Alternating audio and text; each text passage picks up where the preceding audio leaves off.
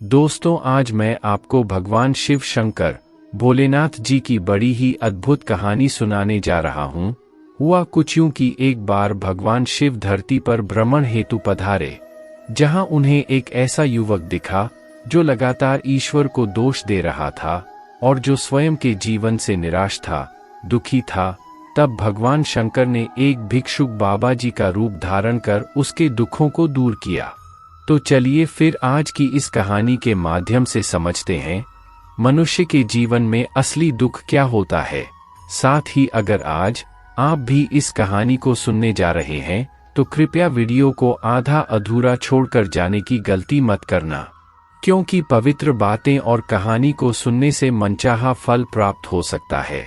दोस्तों, सुख और दुख एक ही सिक्के के दो पहलू है जो लगातार हमारे जीवन में आते जाते रहते हैं।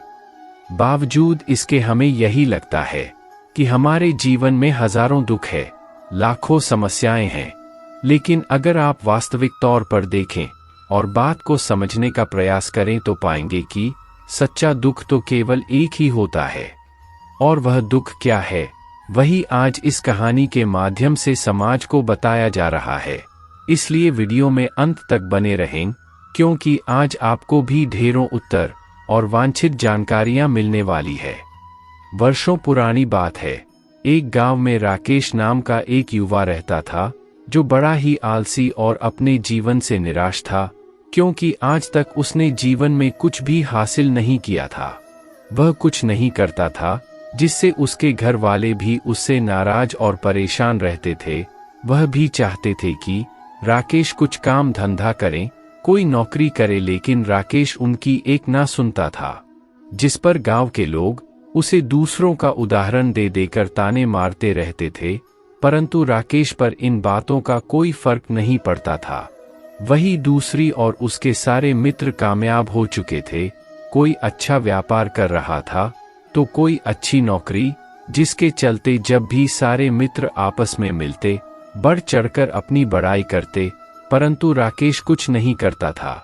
जब भी कोई उससे कुछ पूछता कि तुम क्या कर रहे हो, तो उसे शर्म महसूस होती। वह हमेशा यही कहता, मैं कोशिश कर रहा हूँ, परंतु इच्छित फल मिलता नजर नहीं आता। तो अब हालत ये थी कि राकेश सबसे छिपाता फिरता था।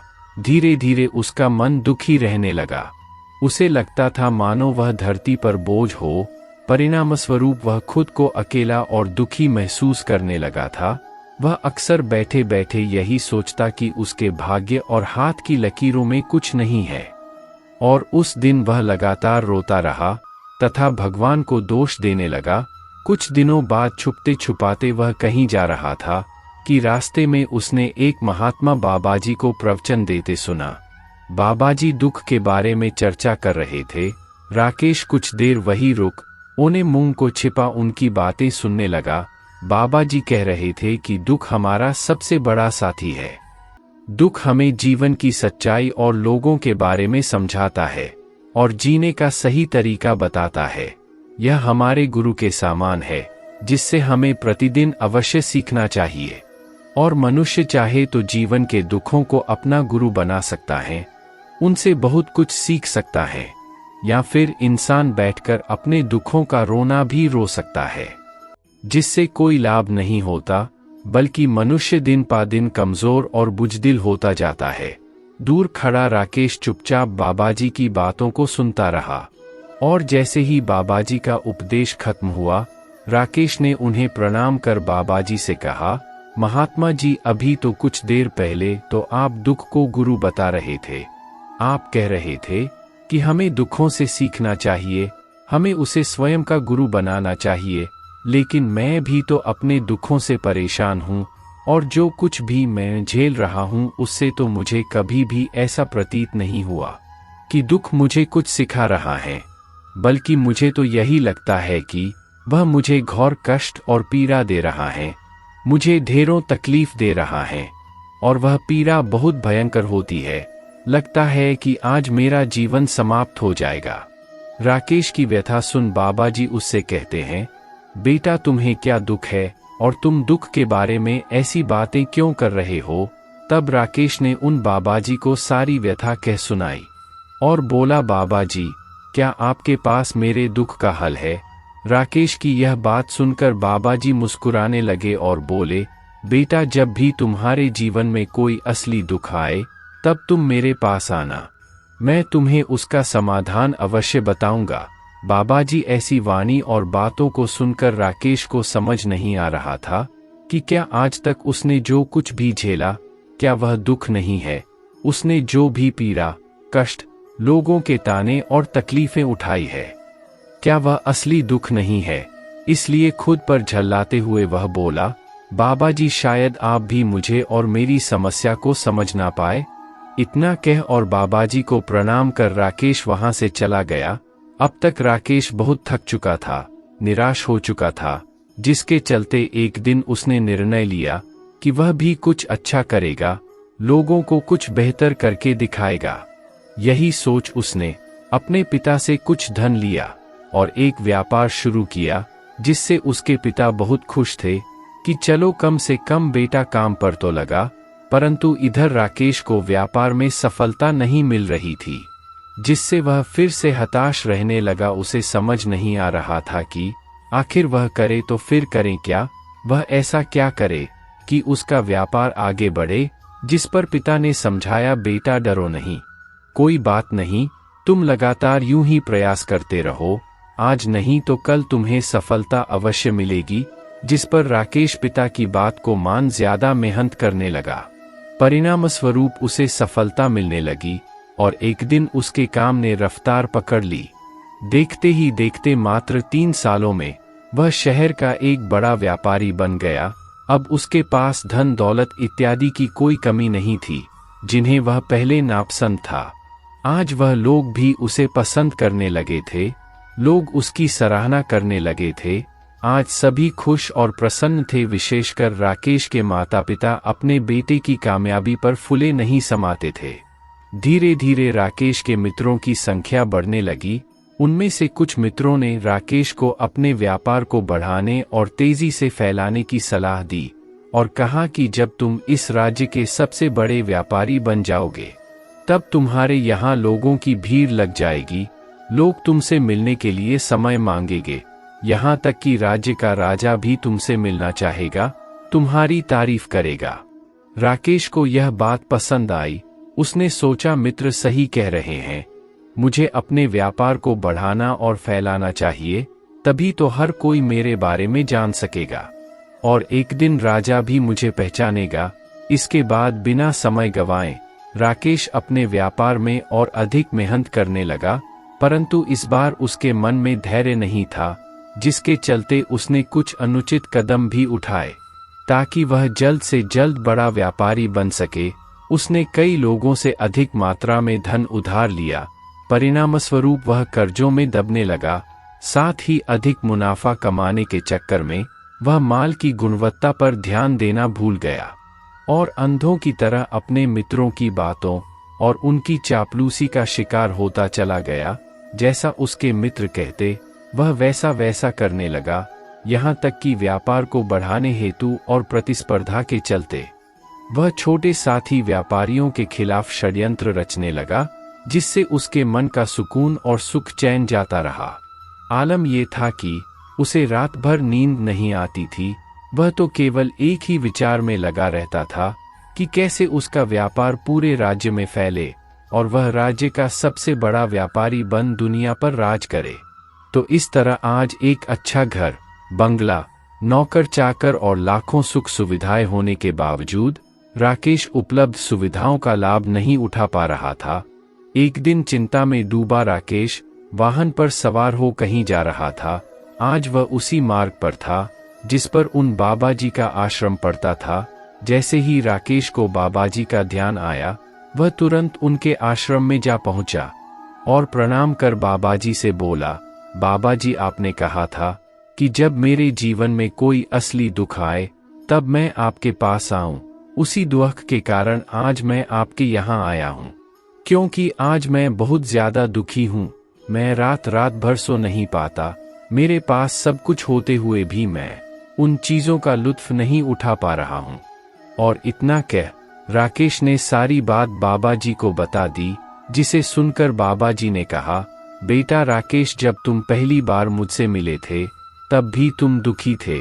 मुझे बताओ, तुमने अपने पहले दुख अथवा जीवन से क्या सीखा? जिस पर राकेश ने कहा, बाबा जी, जब मैं अपने जीवन में कुछ नहीं कर पा रहा था तब मैंने अपने दुखों से यह सीखा कि केवल सोचने मात्र से कुछ नहीं होता। कामयाबी के लिए हमें बहुत कुछ करना पड़ता है। मात्र कर्म ही इंसान को सफल नहीं बनाता, बल्कि जो काम उसने अपने हाथ में लिया है उसे अंजाम तक पहुंचाना ही इंसान को सफल बनाता है।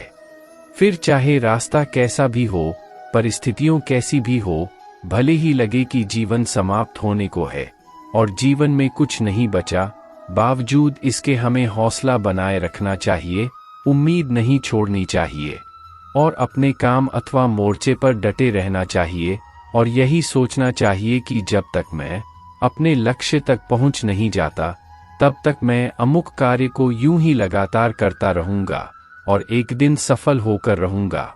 राकेश की बातों को सुनकर बाबा जी मुस्कुराने लगे और बोले, बेटा राकेश, जब तुम्हारे जीवन में असली दुख आए तब तुम मेरे पास आना, मैं तुम्हारी समस्या का समाधान अवश्य करूंगा।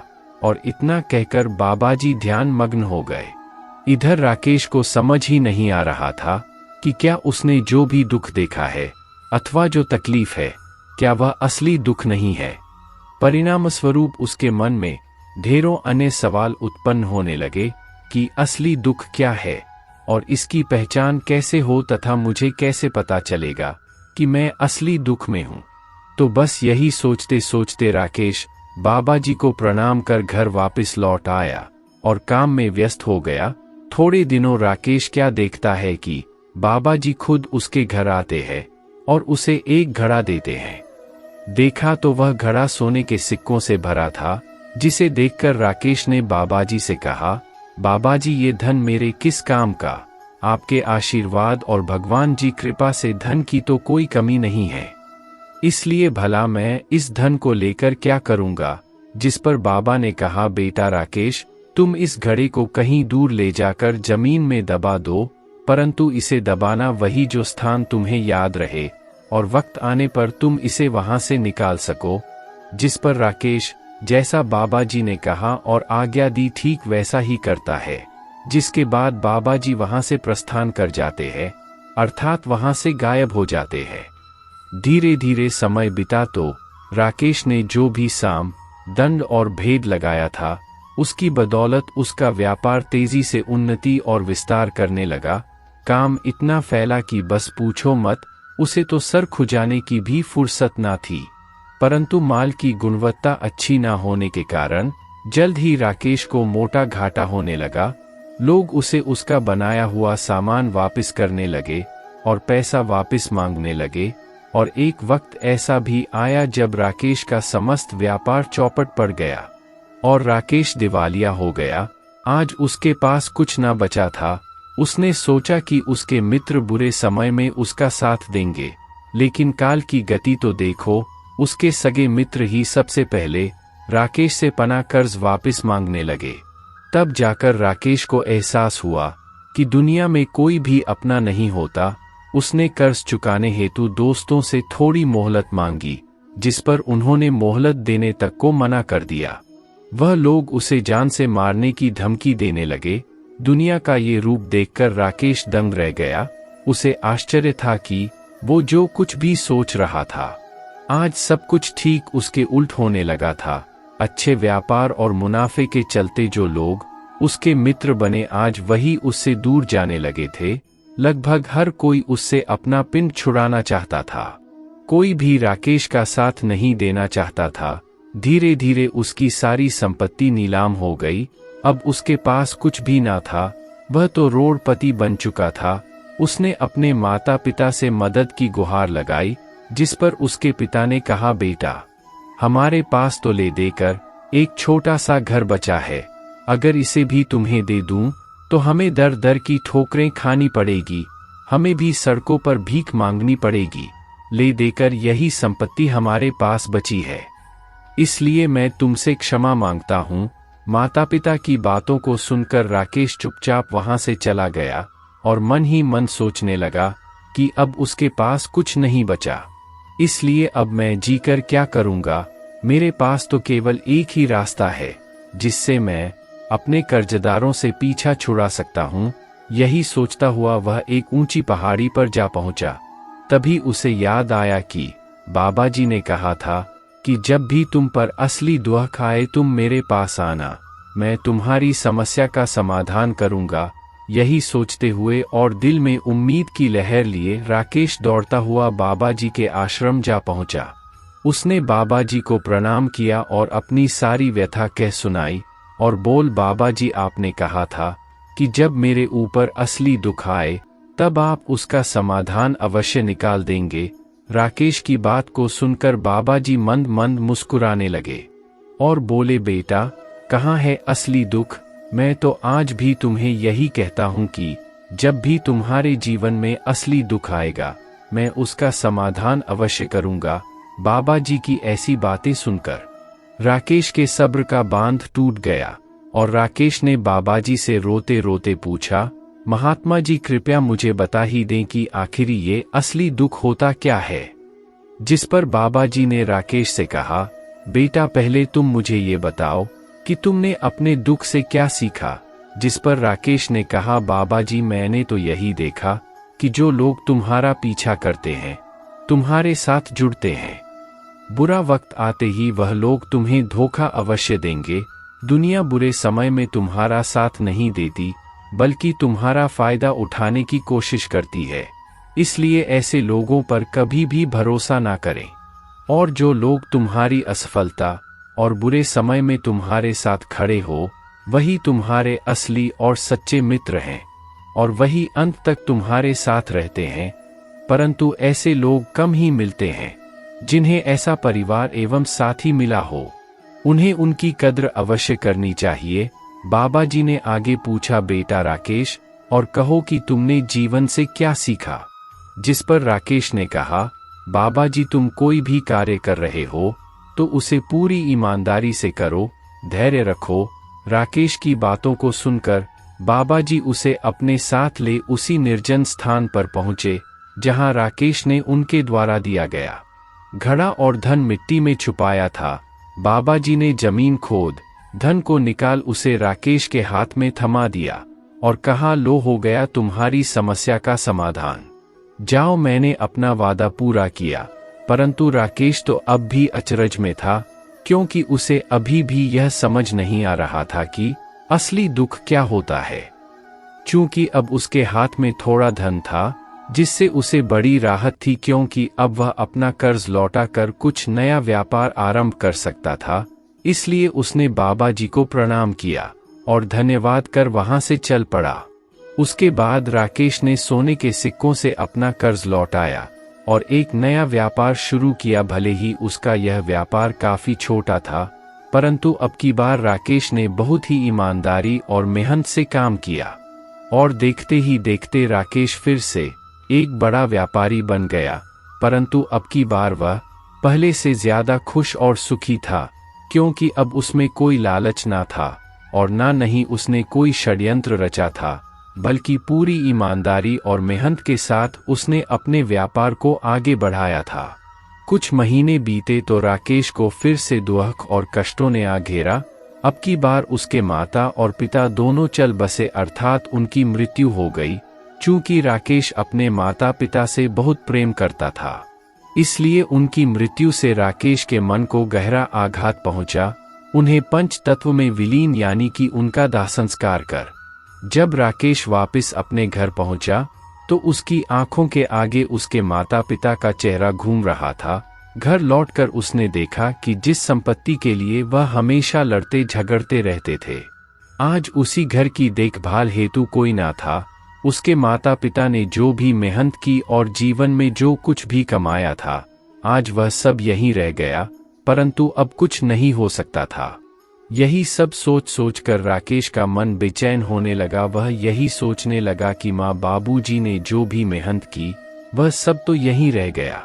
बेचैनी के चलते राकेश के मन में हजारों सवाल उत्पन्न हो रहे थे और आज वह खुद को एकदम अकेला महसूस करने लगा। अब उसे अपना घर और जीवन खाली महसूस होने लगा था। उसने इधर उधर देखा, परंतु उसे कुछ भी समझ नहीं आया। आखिरकार उसे उन्हीं बाबा जी की याद आई और वह तुरंत दौड़कर उनके आश्रम जा पहुंचा। राकेश को यूं आता देख बाबा जी बोल पड़े, कहा, क्या बात है बेटा, आज फिर कोई दुख आन पड़ा क्या? जिस पर राकेश ने कहा, बाबा जी बाकी सब तो ठीक है, लेकिन आज मेरे माता पिता की मृत्यु हो गई और मैं बहुत ही अकेला महसूस कर रहा हूँ। मैं बहुत दुखी महसूस कर रहा हूँ, जैसे कुछ खाली खाली सा है, कुछ अकेलापन सा है। जिस पर बाबा ने राकेश से कहा, बेटा इसमें दुखी होने वाली बात क्या है, यही तो असली जीवन है। एक ना एक दिन तो सभी को जाना है, यहाँ पर कोई नहीं रहने वाला। हम सभी एक ना एक दिन मृत्यु को प्राप्त हो जाएंगे, और मृत्यु कब आएगी यह किसी को नहीं पता। राम जाने तुम्हारी मृत्यु कल हो जाए या फिर आज अथवा अभी, कुछ कहा नहीं जा सकता। बाबाजी के इस बात को सुनकर राकेश आश्चर्यचकित था। उसने बाबाजी से कहा, महाराज ये आप क्या कह रहे हैं? मैं तो अभी जवान हूँ, अभी तो मुझे पूरी उम्र जीनी है।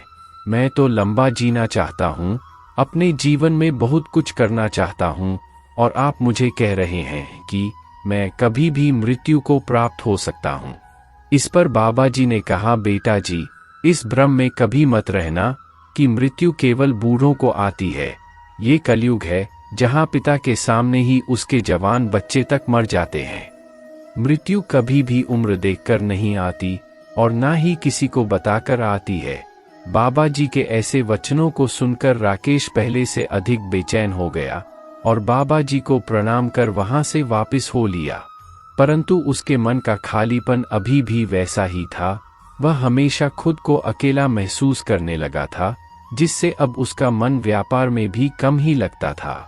हालात ये थे कि वह जब भी कोई कार्य करने लगता तो उसका मन प्रश्नों से भर जाता, मसलन कि आज वह क्या कर रहा है, क्यों कर रहा है, और उसने इस कार्य को क्यों किया आदि इत्यादि। वह अक्सर सोचता कि क्या हम इस धरती पर मात्र इसलिए है कि हम अपना जीवन और सुख दुख भोगे और एक दिन दुनिया को छोड़कर यूं ही चलते बने। वह मानव जीवन के असली और सही अर्थ को समझ नहीं पा रहा था। उसने कई विद्वानों से इसके बारे में पूछा, जो भी संभव था उसकी खोजबीन की, लेकिन उसे कोई जवाब मिलते ना मिला, जिससे उसका दुख और बेचैनी दोनों बढ़ने लगे। घूम फिरकर और थक-हार कर उसे उन्हीं बाबाजी की याद आई और एक दिन वह फिर से बाबाजी के आश्रम जा पहुंचा और मन की सारी बात बाबाजी को कह सुनाई, जिसे सुनते ही बाबाजी अपने चिर परिचित अंदाज में मुस्कुराने लगे और बोले, बेटा राकेश आज पहली बार तुम्हारे जीवन में असली दुख उत्पन्न हुआ है, क्योंकि यही वो चीज और घटना है अथवा हालात है जो वास्तव में सच्चा दुख कहलाने के लायक है, कि इंसान को पता ही नहीं कि वो कहाँ जा रहा है, क्या कर रहा है, अथवा वह कौन है, धरती पर क्यों आया है, उसे मनुष्य की देह क्यों मिली है और उसे इस जीवन में क्या करना है। जिस पर राकेश ने कहा, बाबाजी आज चाहे कुछ हो जाए, कृपया आप मेरे दुख का समाधान कीजिए, मुझे इस दुख का निवारण दीजिए।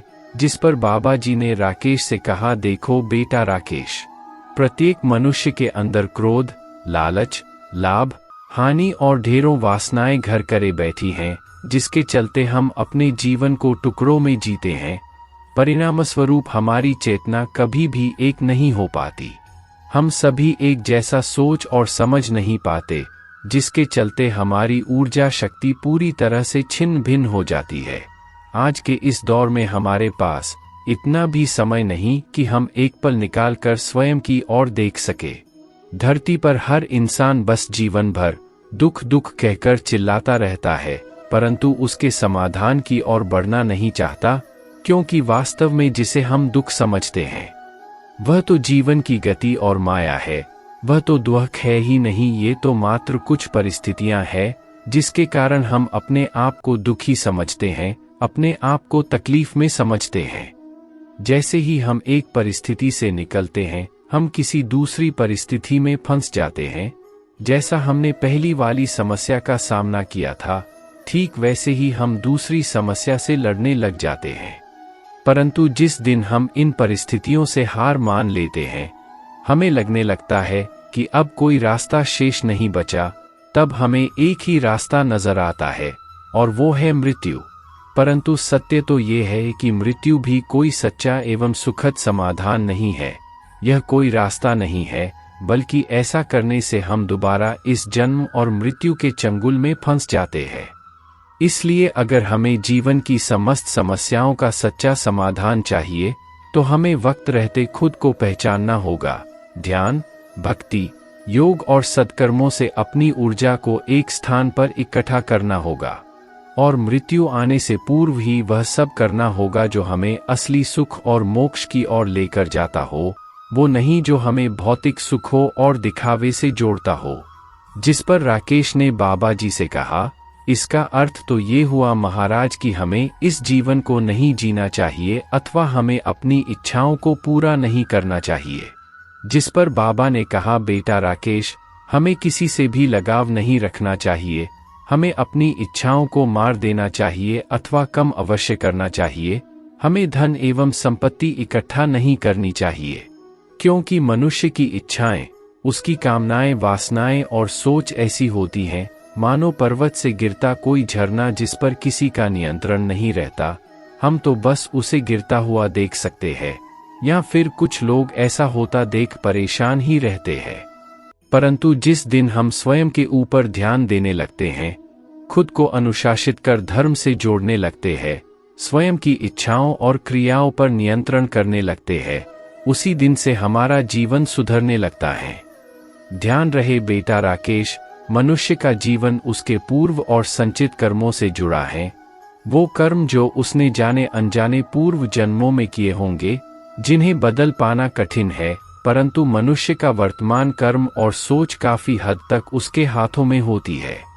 इसलिए भले ही तुम किसी मंदिर और देवालय मत जाओ, परंतु जीवन में कभी भी किसी का बुरा मत करो। खूब मेहनत करो, सादा और सरल जीवन जियो, जग दिखावे और दुनिया की होड़ में मत लगो, वरना दुख तुम्हें जीवन के अंतिम पल तक परेशान करते ही रहेंगे। ये समस्त बातें हिंदू धर्म ग्रंथों और गुनीजनों द्वारा वर्षों से हमें बताई, समझाई और दिखाई जा रही है। परंतु लालच में फंसा इंसान लालच के चलते प्रभु भक्ति और सच्चाई की बजाय कष्टों को ही चुनता है और फिर ढेरों आश्रमों और संतों के यहाँ घूमता फिरता है। खुद को पहचानना ही जीवन का असली सुख है और जीवन के प्रपंचों में फंसे रहना महादुख। तो दोस्तों, इस प्रकार राकेश ने तो बाबा जी की वाणी को सुना, उसे जीवन में आत्मसात किया और सुखी जीवन बिता वह मोक्ष को प्राप्त हुआ। आप इस वीडियो से क्या सीखते हैं, ये मैं आप पर छोड़ता हूँ। वीडियो अच्छा लगा हो तो कृपया इसे समाज में साझा अवश्य करें और चैनल को सब्सक्राइब कर हमें सहयोग दें। ओम नमः शिवाय। हर हर महादेव।